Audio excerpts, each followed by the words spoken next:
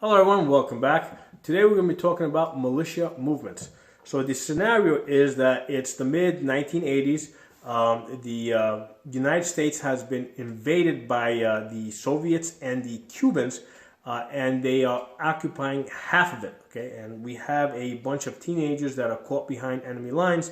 They have formed a militia, and they're fighting the communists. Okay, so that's our scenario. Of course, I'm talking about the movie Red Dawn. I've been doing a couple of videos where I look at realistic militia scenarios that would work for our teenage militia fighters. And the key component is that these tactics have to be simple. Okay, and the reason is because our militia fighters may, although they may be individually skilled with a rifle and a pistol, they're not skilled in terms of fighting as a unit. And they're not going to really have the opportunity to train as a unit because they're in occupied territory. So if they do any live fire, exercises, it's probably going to bring in a lot of attention. So basically, they're not going to get a chance to really practice that much. So we have to use tactics that are really simple. In the past, I talked about ambushes. I talked about the L ambush. I talked about the V ambush. And the benefit of the ambushes is that we're able to get our people into position in advance, okay, get our people where we want them to be, set up fallback positions, and we're able to initiate the attack, okay. And like I said in previous videos, we're keeping our attack short, 2 minutes or 130 round magazine, and then we're getting out of there, okay. So with the ambushes, we have control in the sense that we get to initiate and we have a plan to get out. When we're moving through an area, where we think there might be enemies, even though we may be somewhat familiar with the area, we don't know exactly where the enemies might be. We don't know at what point, we're going to run into them and the shooting is going to start. So we have to proceed cautiously, okay? So what we're going to do is we're going to look at two methods that professional militaries use, bumping and bounding. And what I'm going to try and do is I'm going to try and modify these two methods to make it work for our militia unit. Professional militaries have the opportunity to train as units for many months before they get into a combat zone. Okay, so again, our militia unit is not going to have that opportunity. But let's take a quick look at these two methods, because it will kind of help us a little bit down the road. Because what we're trying to do is we're trying to accomplish kind of the same thing, but in a simpler way. Okay, so I have here a map. The triangles represent trees, and then the rocks over the circles over here represent like big boulders or some type of landscape that we can hide behind. And then up here I have a road. Right, there's a road. You can see, these are 3 buildings over here. Okay, so this is like a street. And then I have like the small boxes or squares represent like trucks or cars. Okay, so I have a 4-man unit, pink, yellow, gray, and blue. Okay, and we're going to be moving these guys around. Later on, we're going to be moving them through the forest because it's safer. But initially, I'm going to move them up through the street, just so that I can give you guys a quick demonstration of these two methods, the bumping and the bounding. And there's plenty of videos on the internet that go into these two methods in detail, but I'll just do a quick refresher here.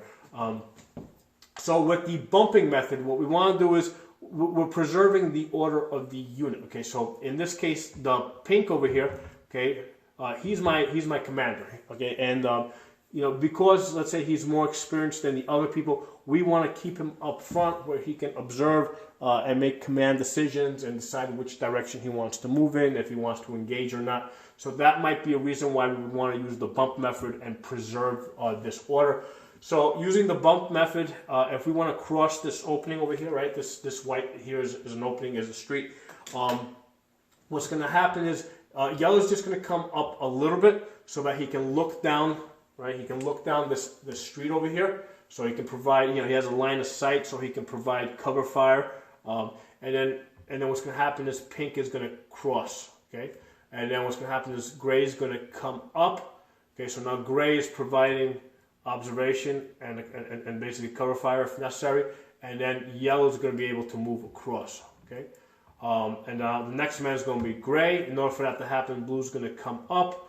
Okay, blue is now providing cover, and gray is able to cross. Okay, and now gray is going to be providing cover back this way while blue crosses. Okay, so we were maintaining the same order. Okay, pink is still first. Okay, so now really quickly we're going to look at the bounding method. Okay, with the bounding method, we don't care about the order, and the reason why we may not care about keeping that same order is because all 4 men in this unit are equally competent, all equally experienced, all able to make command decisions, all able to look down the street over here, or look, or decide where the next position that they need to move to. Okay, so since we don't care about keeping the order, what's going to happen is pink's going to come up. Okay, so now since pink is the first one up here, he's looking down the street. He's going to be providing observation and cover for everyone. Okay, so yellow's going to come up, right? So he's providing, yellow's going to come up. He's going to bound past them, right? So he's bounding. He's going to move up over here, all right? Then basically gray's going to come up. Blue's going to move up that way. Gray's going to cross next. Everybody's going to move down over here, okay?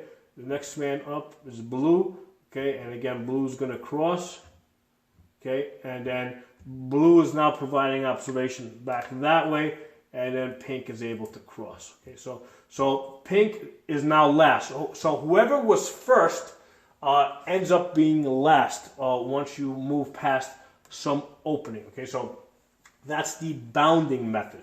Okay, now what I'm going to do is I'm going to take my militia fighters and I'm going to move them down here because we really don't want to be moving them through an open street. Let me get these guys down here.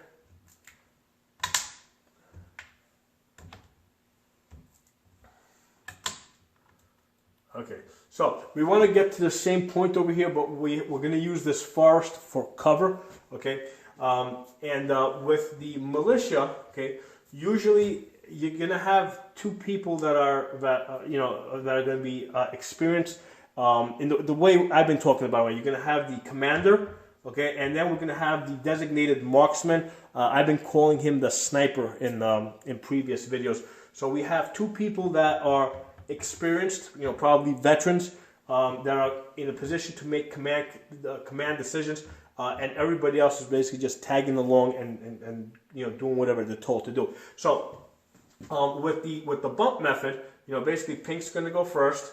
Okay, he's going basically he's going to move up, and basically we're just moving along like that. Now we may decide that, let's say if that's our sniper, we're going to put him in the back. We're going to put yellow over here. This way we've got it. So we have the commander, a newbie, okay, and then the sniper in the back, covering the rear. So we got the 2 new guys in the middle over here, okay, and the commander, who's pink over here, he's in a position to move up and and decide where he wants to go, how he wants to proceed. So he can go there. Basically, everybody's just getting bumped up. What may happen is that when pink gets to this position, he may decide that, hey, I want to get up there, but it looks like there's less coverage over here, so he may decide to come back down this way, okay? And then from there, everybody's just going to follow him, and he might decide to take this route, okay? The reason why this is significant is if we were using the bounding method where the order kept changing, if yellow was up here, yellow, because of he's less experienced, may have decided to come across this open area over here and put everybody at risk. So this is a scenario why we would want to use the bumping method as opposed to the bounding method where we're constantly mixing people up. Now the thing is, this is a 4-man unit. In the previous videos I was that I did regarding the ambushes, I was usually working with a unit anywhere from 6 people to 10 people. The reason is because when the military uses 4-man units, okay, they call them fire teams, because they have more training, okay, they're able to have 2 separate fire teams, right? So a total of 8 men divided into 2 fire teams of 4. And they're able to move them independently, and because of their their training and their ability to communicate with each other, they're able to move 2 separate fire teams let's say from different directions, and have them converge somewhere at the same time. In our case, because we're working with a far less trained militia unit, we really don't want to split up our team. So that's the reason why I want to keep them together. Now, the problem that presents itself, right, is if I have an 8-man team, okay, and now basically what I have here is a snake with a very long tail that's moving through the woods. And my men end up being very spread out. And what's going to happen is if the enemy does happen to see them and start attacking, what's going to happen is the team is going to get split up. So I really don't like the idea of stretching my team out over such a long area using this bumping method either, where if there's an attack at the center, they're going to end up going in different directions. And basically, they're going to end up getting lost and killed. So what I'm going to do is I'm going to modify this. Let me pull these guys back.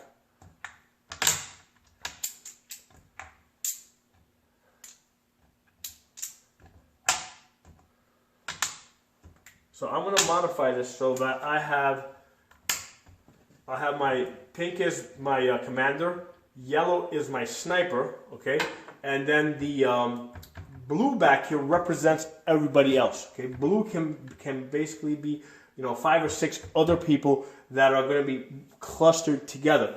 So what we can do now is my suggestion for this militia would be to move as a 3-person unit. So pink will go up, and they can use either bumping or bounding. We can have a situation where they're preserving the order. Okay. Okay, or we have a situation where, let's say, once pink gets over here, yellow's going to bound over him and get to that position there. Okay, then this guy will then he's going to basically just bump up. Okay, then pink is going to bound over him, come over here, and then he's going to bump up. So we're using it kind of like a hybrid, bumping and bounding because of this setup. Why would they why would they choose bump? Between these two guys, one of the benefits I think of bumping is that when you're bumping, it kind of gives the man a chance to rest a little bit. Okay, so I don't know how far the distance is between these two trees.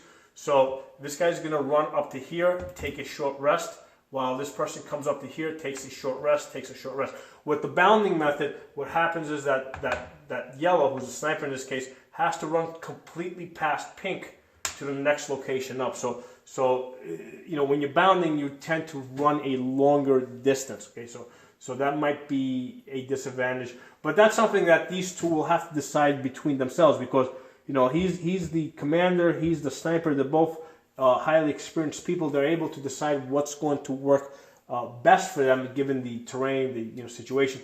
But the rest of the team is basically just following behind. They're bumping along behind them. In a situation where they start taking fire, like let's say they're discovered, what's going to happen is that the commander will tell these guys just get out of there, right? So these guys are basically just gonna run them because they're all together now, so they can run as a group back. And what will happen is that the commander and the sniper are going to provide cover fire. So what they're going to do is they're going to peel back. So what's going to happen is in this position here, pink is going to provide cover fire, right? So that yellow can run back to here. Then yellow is going to be providing cover fire so that pink can get back here. So in that way, then pink is providing cover fire so yellow can get back here. So these two people here, the commander and the sniper, because they are more experienced, they're able to provide cover fire to get everybody else out, through peel back methods. If what we definitely don't want is everybody trying to peel back, because if we're trying to back up here, okay, and these guys back here who are not as experienced, if they try to provide cover fire, because of their inexperience, what's going to happen is we're going to end up with a lot of friendly fire. Okay, these guys here are going to start shooting each other in the back. They'll start shooting these guys in the back. So because these guys are less experienced, we just want to get them out of there. Okay, and then these two guys who are experienced are going to provide cover for each other get each other, to get each other out. Okay, so those are my thoughts on militia movements, and some of the concerns that I have as far as moving them around. And my two main concerns is, avoiding friendly fire and not getting our units lost. So the way we're not going to get lost is we're going to keep all our newbies together, and we're just going to rely on the commander and the designated marksman. We're going to rely on those two to kind of take charge and decide where people need to move, and make all the command decisions. So they're my thoughts on this. If you guys have any different ideas, please share them. This is kind of like a work in process. Movement is the most complex part, because like I said earlier, with an ambush, you set it up, you wait for the enemy to come to you. You have the advantage. When you're trying to move, it can be very, very difficult and dangerous. A lot, like on a couple of occasions, I've done these type of drills. And of course, first you go through them, with dry. You don't use live fire. What happens is, initially everybody looks a little bit sloppy, and then what happens is, after you run through it a couple of times, okay, fine. Now everybody basically learns the routine. They learn where they have to go. So you set up a couple of trees that you have a couple of trees you got to run through. You set up a couple of barrels. And everybody gets really good at moving around those set obstacles. Now you take those same people and you move them to a different part of the woods where the trees are spaced out a little bit differently, or maybe there's no trees. Now you have some hills. Maybe you have, all of a sudden people start getting really confused. They're not sure, what cover they should be using, how far they should be bumping up, or how far they should be bounding, how far is too far. So things get really confusing really fast as you try, as you start moving people around to different locations. With the military, when they practice their movement, they'll practice, let's say in one area, let's say in a forested area, then they'll go use these same techniques. They'll do room clearing. Then they'll go, let's say, to a desert area. They'll go to an area that has lots of bushes. They'll go to an area, where the trees don't have any leaves on them. So they train. They use these what appear to be simple tactics of bounding and bumping. They use these for many months at different locations, so they start building up a certain experience. So when they do get into a combat zone, people have the experience to instantly recognize in their mind that, hey, this scenario kind of looks like that place that I trained at. So they're able to kind of make that connection. With our militia fighters, we can train them in a certain area where the trees have a certain layout, but then you take them to a totally different area where they don't have trees, or and all of a sudden there's a lot of confusion. So that's the problem with trying to move a militia around. Unless they have a lot of experience, they tend to get really confused, and then they start getting in each other's way, and then you have the possibility for friendly fire. So that's why I kind of came up with this idea, where you have, let's say your total team is about 8 people, and I said why it had to be 8 to 10 people, because you can't have like two 4-man fire teams, because they're just going to get lost. You can have one team go one way, the other team go the other way, and they're not going to be able to communicate with each other. I'd rather keep everybody together, but have, let's say, 2 veterans, right? A commander and a sniper, and basically everybody else bunched together, and they're sort of moving around as a, even though it's 10 people, they're really moving around like a 3-man team. So there are my thoughts on that. If you guys have any different ideas, please post it.